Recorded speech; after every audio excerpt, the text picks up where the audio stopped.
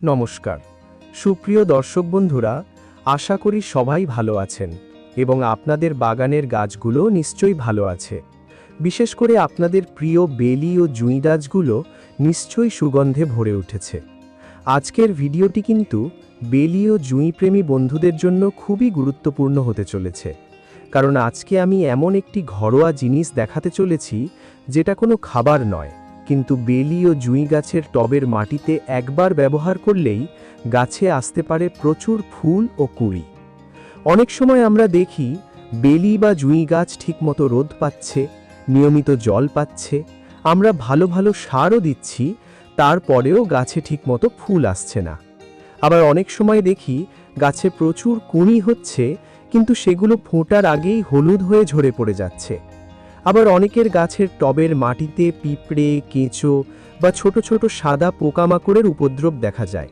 তো বন্ধুরা, আজকের এই ভিডিওতে আমি বেলি ও জুঁই গাছের জন্য এমন একটি ঘরোয়া দ্রবণ দেখাবো যেটা এই সমস্ত সমস্যাকে একসাথে অনেকটাই কমিয়ে দিতে পারে। তাই ভিডিওটি একটুও স্কিপ না করে সম্পূর্ণ দেখার অনুরোধ রইল।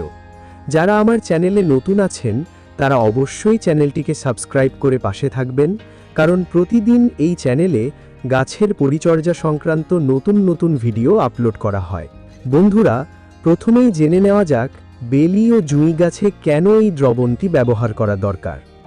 এপ্রিল মাসে অনেক সময় হঠাৎ করেই কালবৈশাখী ঝড়ের সাথে বৃষ্টি হয়ে যায়। এই হঠাৎ বৃষ্টির কারণে টবের মাটির গঠন অনেক সময় বদলে যায়।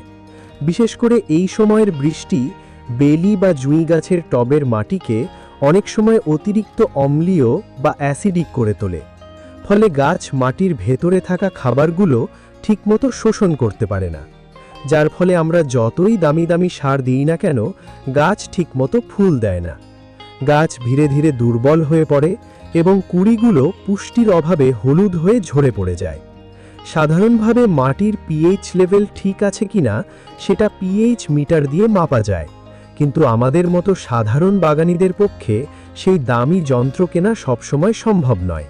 তাই আজকে যে ঘরোয়া দ্রবণটি আমি দেখাবো সেটি বেলি ও জুঁই গাছের মাটির পিএইচ ব্যালেন্স করতে ম্যাজিকের মতো কাজ করবে।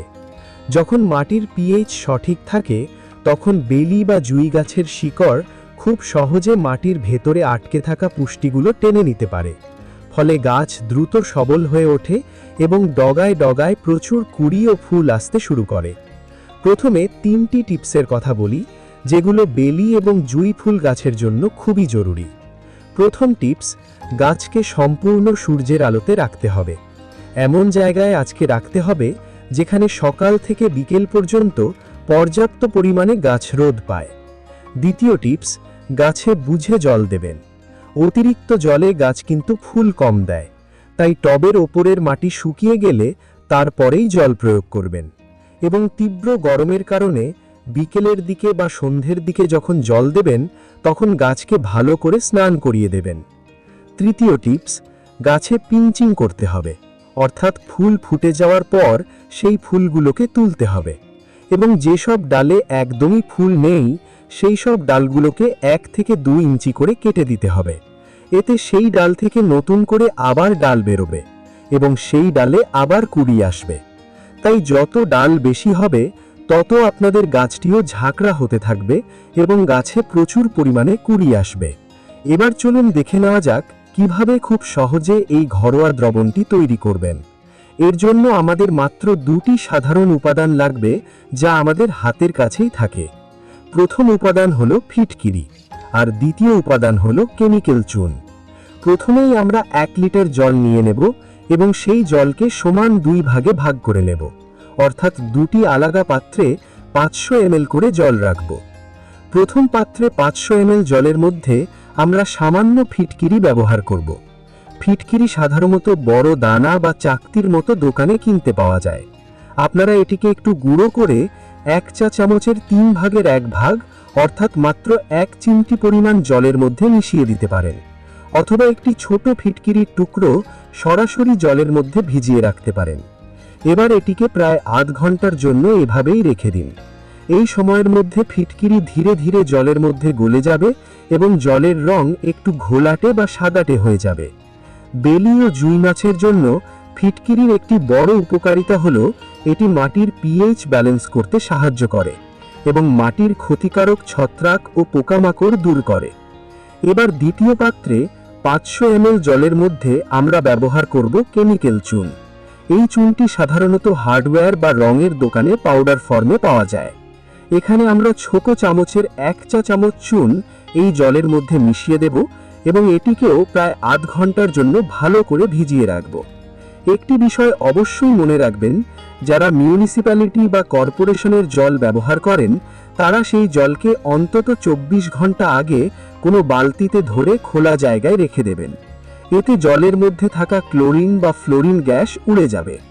আর যদি আপনারা টিউবওয়েলের জল, কুয়োর জল বা বৃষ্টির জল সংগ্রহ করে ব্যবহার করতে পারেন তবে সেটাই বেলি ও জুঁই গাছের জন্য সবচেয়ে ভালো।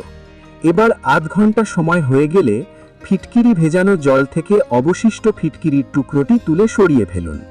তারপর এই ফিটকিরির জল এবং অন্য পাত্রে থাকা চুনের জল দুটিকে একসাথে একটি বড় পাত্রে ঢেলে খুব ভালোভাবে মিশিয়ে নিন।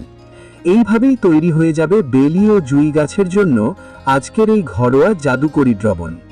এবার এই দ্রবণটি বেলি বা জুঁই গাছের টবের মাটিতে চারপাশ দিয়ে ধীরে ধীরে ঢেলে দিন।